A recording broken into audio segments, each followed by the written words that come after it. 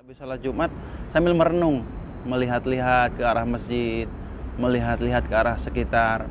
Itu di tahun 97.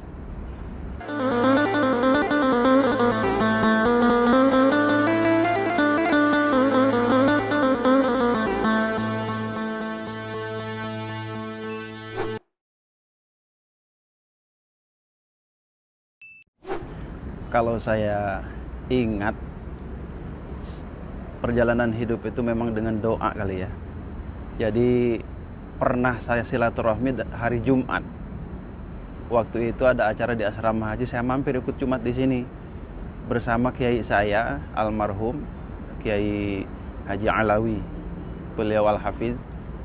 Saya sholat Jumat di sini. Kemudian setelah sholat Jumat saya ikut berjamaah itu ada kuliner awalnya. Setelah itu saya menikmati habis sholat Jumat sambil merenung, melihat-lihat ke arah masjid, melihat-lihat ke arah sekitar. Itu di tahun 97. Saya berdoa, ya Allah, ini di sini kalau tinggal di sini sepertinya nyaman deh, sepertinya enak gitu. Itu dalam benak saya berdoa. Dan dalam hati ya, tidak doa secara khusus, dalam hati itu ada kertek seperti itu. Setelah saya amati perjalanan hidup itu, kok ujungnya akhirnya nyata, bukti saya bisa tinggal di sini.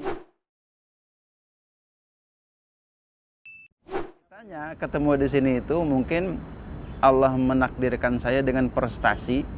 Saya punya prestasi di hafalan 30 juz tinggal Jawa Barat. Waktu itu di Garut saya utusan Kota Bekasi.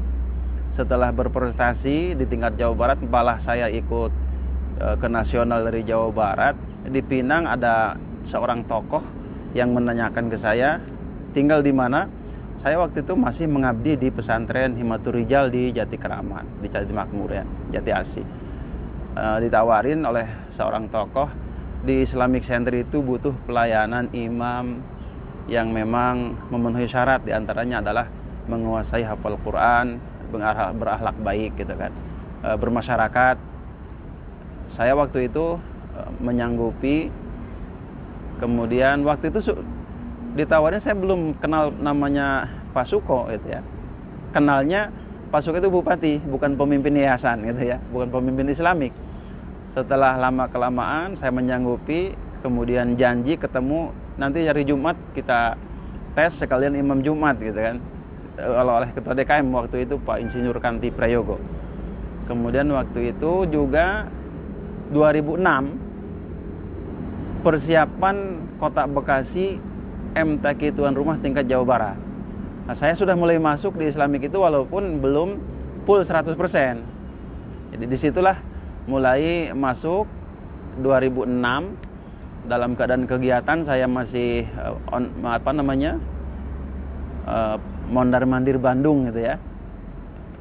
Pengurus juga menyadari bahwa kepindahan itu tidak bisa sekaligus, tidak bisa juga 100% memenuhi, yang di sini juga menyesuaikan, baik segala tempat dan lain sebagainya lah, masalah kehidupan itu. Jadi pelan-pelan dari mulai saya bujangan sampai akhirnya punya istri, ya berkembang seiring dengan waktu.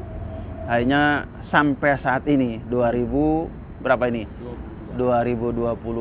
alhamdulillah pelan-pelan yayasan juga menyediakan fasilitas yang awalnya hanya di kamar 1 meter kali 4 meter ya. Kemudian perkembangan dengan keadaan, kemudian juga disesuaikan dengan kehidupan. Kita rumah tangga, udah punya istri, punya anak, terus berkembang, sempat pindah-pindah tempat. Akhirnya sepakat DKM untuk memfasilitasi rumah dinas gitu. Tadinya saya kan udah mengajukan kalau tidak juga ditempatin dengan nyaman, ya saya mungkin memilih istiqomah di pesantren gitu. Akhirnya mungkin rasa tanggung jawab pengurus juga saya lihat begitu tinggi, begitu antusias, berani berkorban untuk kenyamanan jamaah, kenyamanan kita bersama. Alhamdulillah.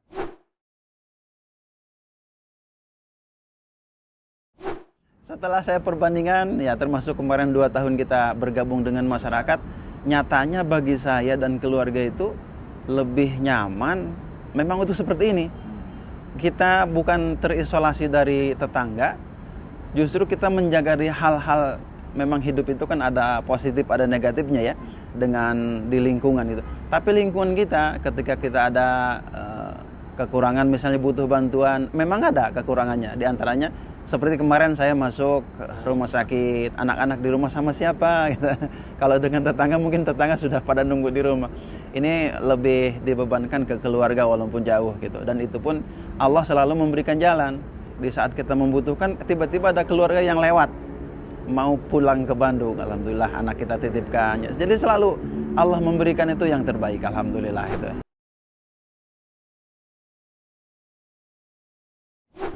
Ya, adanya di lingkungan seperti ini, saya diberikan amanah untuk menjaga seperti ini tuh. Kebun-kebun. Ini serai cabai, kebutuhan-kebutuhan dapur itu tidak harus membeli ke pasar sebetulnya. Pertama kita mengambil berkahnya ya.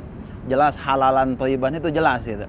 Kebutuhan juga kita kalau kita beli hal-hal seperti ini, butuhnya hanya beberapa saja, sekali beli kita banyak akhirnya kebuang. Alhamdulillah dengan seperti ini saya mempersilahkan kepada siapapun.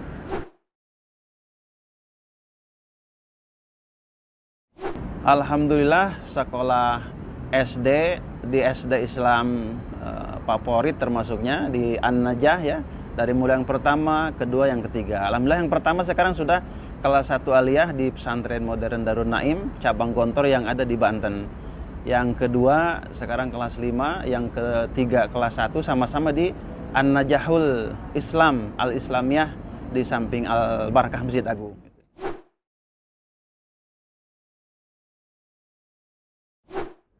Diminta tenaganya untuk bantuan ngajar, memanfaatkan apa yang dia punya, yaitu di sekolah Bani Saleh ya di Kartini sana. Alhamdulillah juga di sana ada yang dikenal, salah satunya adalah pengurus yayasan di sini yaitu Pak Han Muntahar, yang awalnya kita berjuang ke sana kemari, alhamdulillah dikuatkan oleh beliau. Ya udah itu istrinya Ustadz diperkuat saja di situ, hanya di samping dekat gitu. Banyak sebetulnya yang membutuhkan, tapi untuk jauh-jauh saya tidak mengizinkan karena ya menjaga keharmonisan rumah tangga juga punya tanggung jawab yang lain gitu.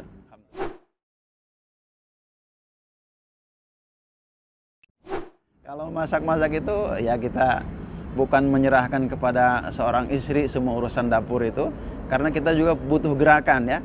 Tidak cukup kita dengan sholat, dengan ngaji, fisik kita itu butuh bergerak. Apakah itu membantu rumah tangga sifatnya kebersihan, apakah itu kerapihan, tentu semuanya itu dipertanggungjawabkan. Saya sering sekali memberikan contoh kepada istri, saling membantulah. Ketika istri tidak ada atau tidak bisa mengcovernya, saya siap mengcovernya. Itu bagian daripada ibadah gitu.